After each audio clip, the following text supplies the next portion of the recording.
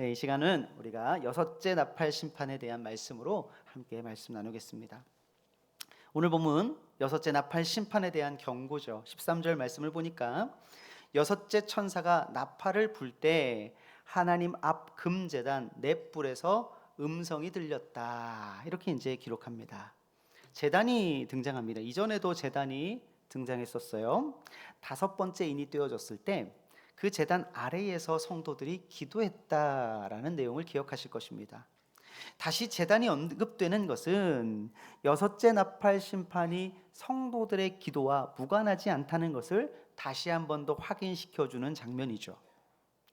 그렇게 해서 이제 여섯째 심판이 시작되는데요. 독수리가 큰 소리로 땅에 사는 자들에게 화가 있으리라 라고 세 번 외치며 세 번의 재앙이 올 것을 이야기했는데, 그 첫 번째 화는 지나고 이제 두 번의 두 번의 심판과 재앙이 더 남았다라는 것을 우리는 기억해야 됩니다. 13절과 14절 말씀을 보면 여섯째 나팔이 울릴 때에 제단에서 큰 음성이 나왔습니다. 제단에서 들려온 음성은 하나님의 음성임이 분명합니다. 하나님께서는요, 여섯째 천사에게 이렇게 말씀하세요. 큰 강 유브라데에 결박한 내 천사를 놓아주라 말씀하십니다. 이 내용을 우리가 이해할 때에 먼저 큰 강 유브라데에 대한 개념을 아셔야 해요. 유브라데는요, 유대인들에게는 국경과 같이 이해되는 강입니다. 우리의 형편과 사정에 따라서 말씀을 드리면 두만강, 압록강과 같은 개념이죠. 창세기 15장을 보면 하나님께서 아브라함에게 내가 애굽 강에서부터 유브라데까지 땅을 주시겠다 약속하셨습니다. 우리가 가나안 지경, 팔레스타인 그 좁은 땅을 이스라엘이 본인들의 그 국토로, 영토로 여기는 것과는 전혀 다른 내용이죠. 하나님께서 애굽 강에서부터 유브라데까지 주시겠다고 하셨으니까요. 신명기에서도 말씀하세요. 모세에게 너희의 발바닥으로 밟는 곳은 다 너희의 소유가 되게 하겠다 말씀하시면서 그 경계를 어디까지 한정시키시냐면 유브라데까지 한정을 시키십니다. 단 이스라엘은 한 번도 유브라데까지 땅을 차지한 적이 없습니다. 하지만 하나님께서는 여러 번에 걸쳐서 이스라엘 백성들에게 유브라데까지 소유로 주시겠다고 약속하셨어요. 왜 유브라데까지인가? 유브라데 강 건너에는요, 아수르, 바벨론과 같은 강대국들이 버티고 있었기 때문이죠. 그러니까 한편으로 생각하면 강 건너에는 강대국을 놓아두고서 그 강 이전, 그 강까지의 모든 영토를 이스라엘에게 주시겠다고 약속하셨고요. 또 다른 한편으로는 아수르나 바벨론 같은 강대국들이 그 강을 넘어오지 못하도록 하나님께서 그 경계를 지키신 것입니다. 그래서 이스라엘의 범죄로 말미암아 이 아수르, 바벨론과 같은 강대국들이 유브라데를 건너는 날이면 이스라엘 백성은요, 바람 앞에 촛불과 같은 신세가 되었습니다. 실제로 이사야서를 보면 아수르가 침략에 들어올 때에 이렇게 이사야가 말합니다. 유브라데 강이 넘쳐서 유다로 흘러 들어와서 모개까지 미칠 것이다. 그게 무슨 얘기예요? 경계가 무너질 거라는 거죠. 국경이 열릴 것이라는 얘기입니다. 이 요한계시록이 쓰여질 당시에도 유브라데는요, 로마의 국경이었습니다. 팔레스타인과 유럽과 전 터키 지역을 지배하고 있던, 소아시아 지역 전체를 지배하고 있던 로마는요, 유브라데를 건너서 동편으로 진출하기를 원했지만 그럴 수가 없었습니다. 왜냐? 로마가 한동안 유브라데 강을 건너갈 수 없었던 것은 그 강 건너에는 파르티아라고 하는 나라가 버티고 있었기 때문이죠. 이 파르티아는요, 로마가 유일하게 두려워하던 민족이었어요. 왜 그런고 하니 파르티아에게는 강력한 막강한 화력을 가진 기마 부대를 소유하고 있었기 때문입니다. 기마 부대를 오늘날로 생각하면 탱크와 장갑차를 소유한 기갑 부대와 같은 기능을 합니다. 이 파르티아군의 이 기마 부대로 인해서 로마는 유브라데 강을 건너 영토를 한동안 확장해 갈 수가 없었던 것이죠. 이런 역사적 맥락에서 이 유브라데는 이스라엘 백성들에게 경계이자 또 국경이자 또 영적인 의미에서는 하나님께서 이스라엘을 지키던 그런 국경과 경계였다는 것을 우리는 기억해야 합니다. 이때 오늘 말씀에 이야기합니다. 하나님께서 유브라데를 건너오지 못하도록 결박해 두셨던 네 천사를 하나님께서 풀어주시죠. 이 네 천사가 어떤 존재인가? 다양한 논의가 진행되지만 결론적으로 말씀드리면 이 네 천사는 타락한 천사를 말합니다. 그동안 하나님께서는요, 타락한 천사, 즉 사탄이 경계를 넘어 사람들을 공격해오지 못하도록 통제하고 계셨다는 것을 뜻합니다. 그러나 이제 하나님께서는 타락한 네 천사를 놓아주라고 명령하세요. 우리 15절 말씀 같이 한번 읽어볼까요? 15절 시작. 네 천사가 놓였으니 그들은 그 년, 월, 일, 시에 이르러 사람 3분의 1을 죽이기로 준비된 자들이더라. 아멘. 이 네 천사, 즉 사탄은 하나님께서 정한 시간에 사람 3분의 1을 죽이기로 준비된 자들이에요. 하나님의 허락을 받고 움직인다는 것이죠. 타락한 천사들이 이렇게 끔찍한 행동을 실행으로 옮길 수 있었던 것은요, 오늘 본문을 보니까 그 수하에 마병대가 있었기 때문입니다. 하나님께서는 이 타락한 천사가 거느린 군대를 마병대에 비유하셔요. 이는 로마를 괴롭히던 파르티아의 기마 부대를 자연스럽게 떠올리게 하는 것이죠. 이 로마도 두려워하던 이 파르티아의 강력한 기마 부대에 이 사단의 수하에 있었던 존재들을 비유함으로써 1세기 성도들, 이 성경을 읽은 1세기의 그 성도들의 간담을 서늘하게 하고 있는 것이죠. 먼저 이 타락한 천사가 거느린 마병대의 숫자부터가 어마어마합니다. 어마어마. 2만만, 2 곱하기 만 곱하기 만이에요. 그러니까 2억 명이나 되는 숫자를 그 사단의 그 기마병의 숫자라고 소개하고 있습니다. 왜 2만만일까라고 찾아보니까요, 파르티아에 훈련된 기마병이요 2만 명이었다고 알려져 있습니다. 굉장한 숫자예요. 이 2만 명이요 로마를 건너오지 못하게 했으니까 이 2만 명의 숫자만 해도 엄청난데요, 거기에 만 배가 더 곱해진 만 배나 되는 2만만, 즉 2억 명으로 그 기마병을 소개하고 있는 것은요, 이 타락한 천사의 가공할 만한 파괴력을 나타내는 것입니다. 이들에 대해서 좀 잠시 살펴볼까요? 이 기마병은요 호심경을 입었습니다.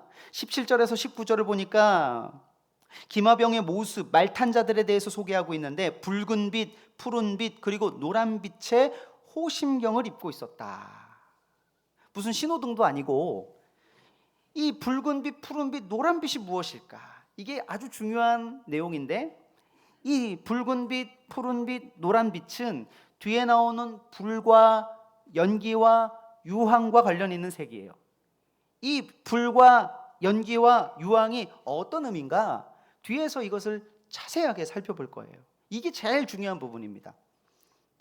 그래서 그 뒤로 잠시 밀어놓고 그 말탄자들이 호심경을 입고 있었다는 것은, 그것은 갑옷을 입고 있어서 완전히 무장했다라는 것을 우리에게 알려주는 것이죠.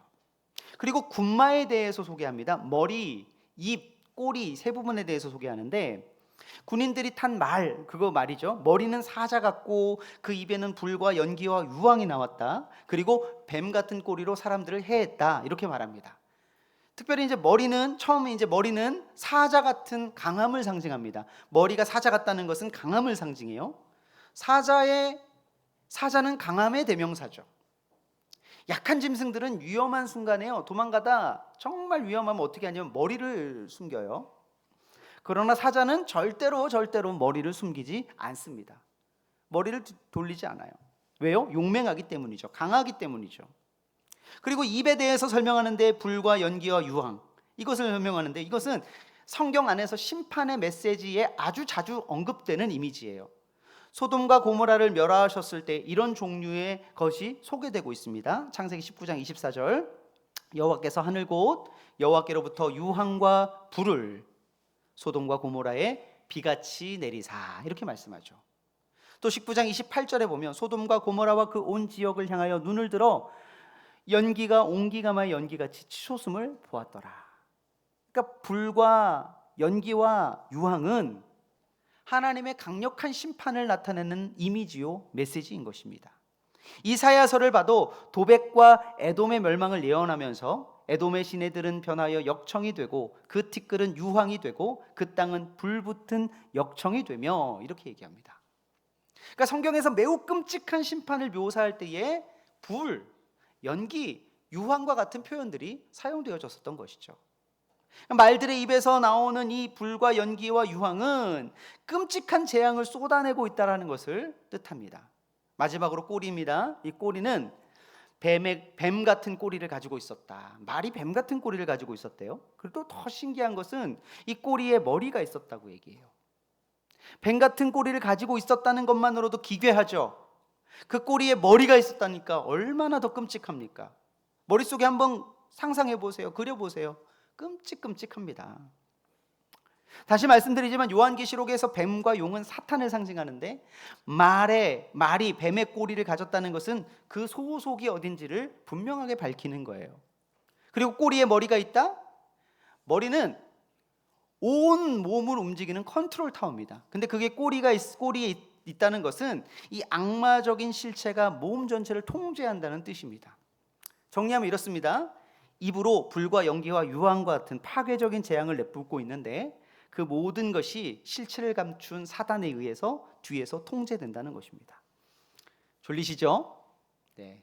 지금까지는 졸리셔도 이제는 깨셔야 됩니다. 이제부터 정말 중요한 메시지가 전달됩니다. 여기서 우리가 주목해야 될 본문이 17절이에요. 17절을 보면 같이 한번 읽어볼까요? 시작.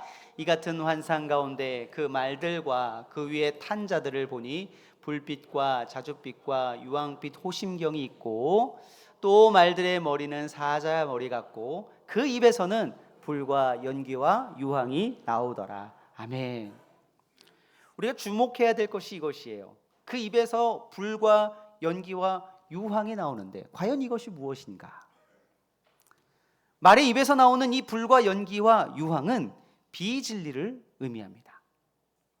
꼬리에 있는 머리가 사람들을 해한다고 말씀하는데, 이것도 굳이 표현하자면 거짓과 속임수를 말해요.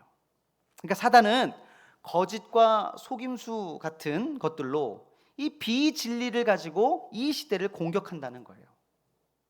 진짜 심각한 전쟁은요, 진리와 비진리 사이에 일어나고 있는 진리 전쟁입니다. 근대 이후에 이런 현상이 뚜렷해지고 있어요. 진리에 대한 거부가 강하게 나타납니다. 여러분, 제가 좀 어려운 이야기를 할 건데 너무나도 중요하기 때문에 이 어려운 이야기를 반드시 드려야 합니다. 여러분, 근대 이후에 이 진리에 대한 거부가 강하게 나타났다는 거예요. 진리를 거부하고 진리에 대해 무관심하기 시작했습니다. 사람들은요, 오히려 진리가 사람들을 구속하고 올가맨다고 생각했어요. 그래서 진리를 거부하기 시작했습니다. 그 전에 계속해서 이야기되어졌던 만물의 시작, 인간의 시작, 그 시작이 무엇이냐, 부동의 돈자다, 로고스다, 하나님이다 같은 이 진리에 관한 주제를 더 이상 다루고 싶지 않아 했다는 거예요. 그 주제를 멀리하고 현재 실존에만 관심을 갖고 살아가도록 사람들은 그 관심이 흩어졌다는 것입니다. 무신론적 실존주의라고 하는 철학 사조는 결국 무신론적 실존주의라는 뭐냐면 하나님을 거부하고 내 현실에만 관심을 갖고 산다는 거예요. 그것이 결국 포스트 모더니즘을 낳았어요. 이 포스트 모더니즘은요, 진리보다 개인의 감정이나 느낌을 우선시하는 거예요. 진리, 그것은 관심 없다. 내가 느끼는 감정, 내가 느끼는 그 느낌이 더 중요하다라고 생각하는 분위기가 만들어진 것이 포스트 모더니즘이죠. 포스트 모더니즘 시대를 가장 잘 표현하는 문장이 하나 있다면 이것입니다. 나는 나야. 한번 따라해 볼까요? 나는 나야. 영어로 하면 I am who I am. 그냥 나는 내 모습대로, 내 방식대로, 내 감정대로, 내 뜻대로 살겠다는 거죠. I am who I am. 나는 나야. 어디서 많이 본 듯한 단어 아닙니까? 그렇습니다. 하나님께서 모세를 애굽으로 보내시면서 주셨던 여호와의 이름, 야훼라는 이름이 바로 I am who I am이에요. 그러니까 무슨 말씀을 드리고 있는지를 생각하셔야 됩니다. 포스트 모더니즘은 진리이시며 진리 원천이 되시는 하나님을 거부하고 자신이 하나님처럼 기준이 되겠다고 선언한 것이 바로 포스트 모더니즘이에요. 많은 사람들이 포스트 모더니즘의 영향 아래서 자신의 감정, 느낌, 기분, 생각에 따라서 살아갑니다. 포스트 모더니즘 시대를 살아가는 많은 사람들은요, 진리가 기준이 아니라 기분이 기준이 되는 삶을 살아가요. 뭐라고요? 진리가 기준이 아니라 기분이 기준이 되는 삶을 살아갑니다. 모더니즘 시대에는 그래도 기준이 있었어요, 여러분. 그러나 포스트 모더니즘 시대는 기준이 사라져 버렸습니다. 어려우시죠? 그러나 좀 따라와 주시면 좋겠어요. 철학자 칸트의 이 정언 명령만 보더라도 보편 법칙, 즉 진리가 통하던 시대였습니다. 칸트가 정언 명령에서 이런 말을 해요. 내 행위의 준칙이 항상 동시에 보편적 입법의 원리가 될 수 있도록 행동하라. 무슨 얘기일까요? 철학자들은요, 쉬운 말도 어렵게 하는 재주가 있는 것 같습니다. 예. 설교자는 어려운 말을 쉽게 해야 됩니다. 예. 그래서 쉽게 설명을 드리면 이렇습니다. 내 행동이, 당신의 행동이 누가 보더라도, 어느 누가 보더라도 예의에 어긋남이 없이 행동하라. 이것이 칸트의 정언 명령이에요. 근데 여러분, 이제 그런 말이 안 먹히는 시대라는 거예요. 다른 사람이 어떻게 생각해든 내가 생각했을 때 괜찮으면 괜찮다는 거죠. 이것이 기준이 아닌, 진리가 기준이 아닌 기분이 기준인 시대의 특징입니다.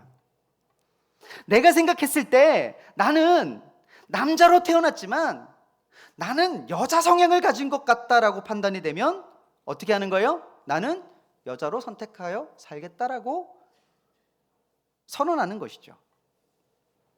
내가 느꼈을 때 나는 남자지만 여자보다 남자에게 호감을 더 느끼는 것 같아. 그게 내 기분이고 내 느낌이야. 그러면 이제 어떻게 하는 거예요? 나는 이제부터는 남자지만 나는 남자와 교제하고 결혼하겠다 선언하는 것이 바로 포스트 모더니즘 시대라는 거죠.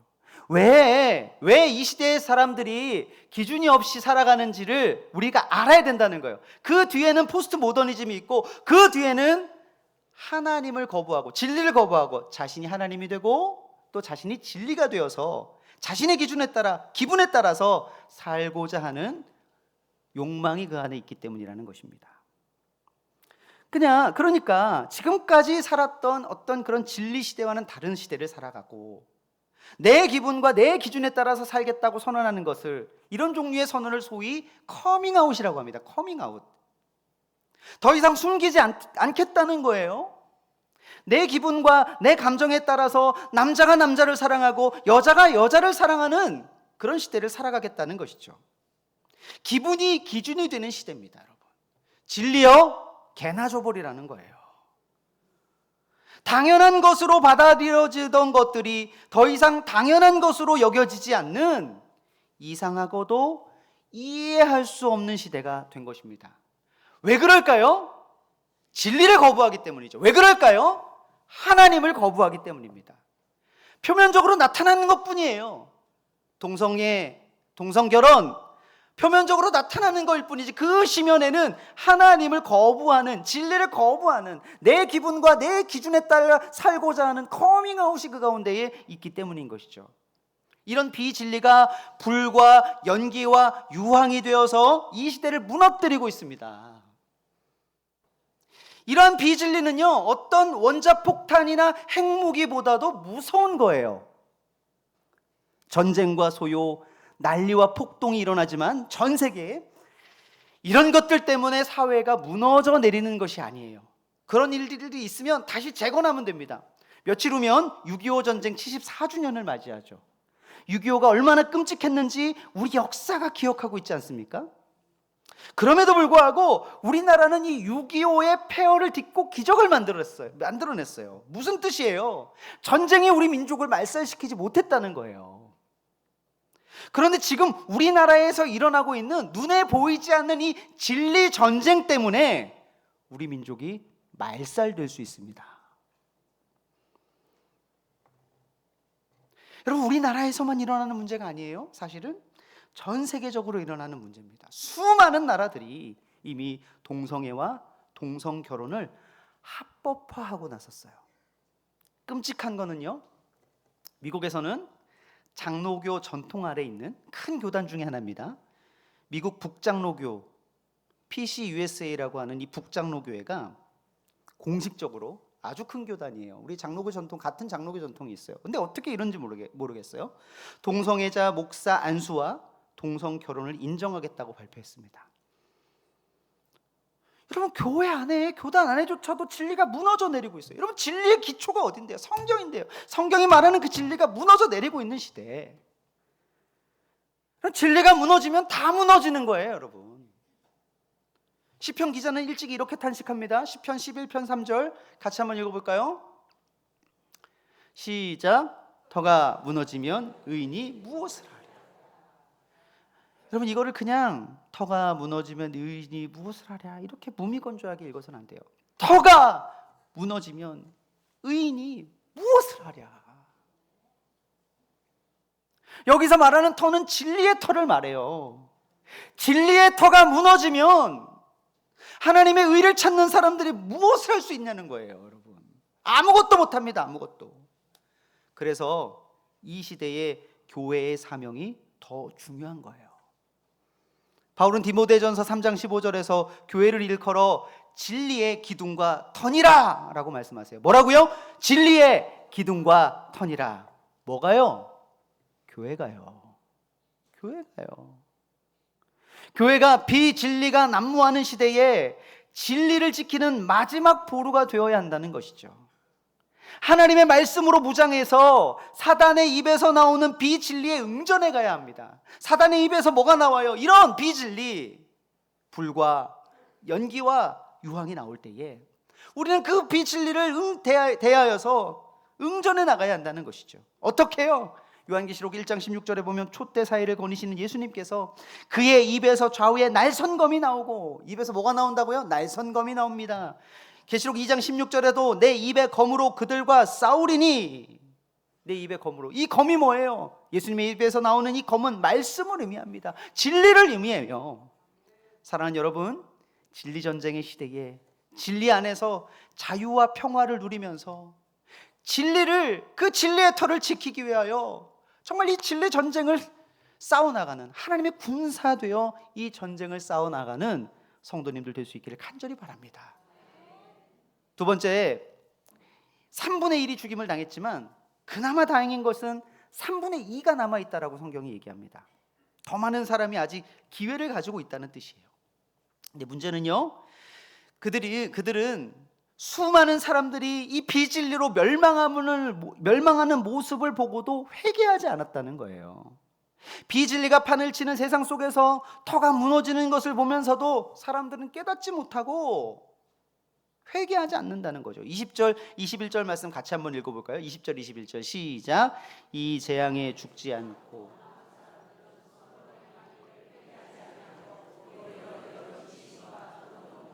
듣거나 다니거나 하지 못하는 금, 은, 동과 목석의 우상에게 절하고 또 그 살인과 복술과 음행과 도둑질을 하게 하지 아니하더라. 아멘. 이 사람들은 회개하지 아니하고 이전에 해가던 악한 일을 계속합니다. 시간이 없어서 짧게 말씀드리면, 하나는 우상에게 비는 일, 다른 하나는 살인과 복술과 음행과 도둑질을 행하는 거예요. 왜 사람들이 우상에게 가서 비는 행동을 합니까? 진리가 없기 때문이에요, 여러분. 진리가 없기 때문에.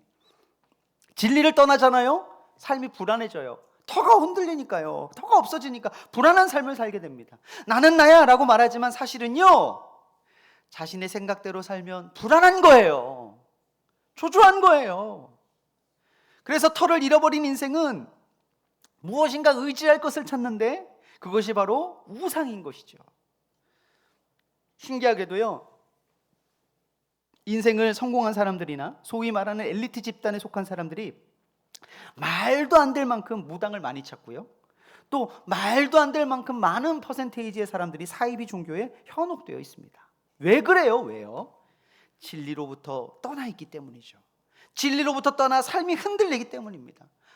진리 안으로 돌아오면 사는데, 자유케 되는데 안 그런 거예요. 나는 나야 라는 것은 계속 유지하면서 살고 싶으니까 우상을 찾는 것이죠. 사입이 또 종교에 현혹돼서 살아가는 것입니다. 진리를 떠나 마음대로 한번 살아보십시오. 절대로 마음 편안할 수가 없어요. 진리 가운데 살아갈 때야 안정감을 누리게 되는 것이죠. 그러니까 진리가 없으니까 자꾸 우상을 따라 우상을 섬기는 삶을 살고, 또 살인과 복술과 음행과 도둑질을 행하는 이유도 진리가 없기 때문입니다. 자신을 스스로 지키기 위하여 늘 긴장하고 날카로운 태도로 살아가다 보면 살인과 복술과 음행과 도둑질 같은 범죄를 저지르게 돼 있어요. 왜요? 내가 살아야 하니까. 본문을 보면 2번이나 회개하지 아니하고 회개하지 아니한다 말씀하십니다. 회개는 뭡니까? 회개는 뭐예요? 하나님의 기준으로, 진리의 기준으로 돌아가는 것을 말합니다. 섬기는 우상, 행하던 악한 일 다 버리고 하나님의 기준으로 회복되는 것이 바로 회개입니다. 회개는 하나님의 원리, 하나님의 기준으로 돌아가는 것을 말해요. 탕자가 아버지의 집으로 돌아오는 것이 회개였던 것처럼, 자신의 기준대로 살다가 그 기준이 틀렸다는 것을 깨달으면 아버지의 집으로 돌아가는 것이 바로 회개다라는 것입니다.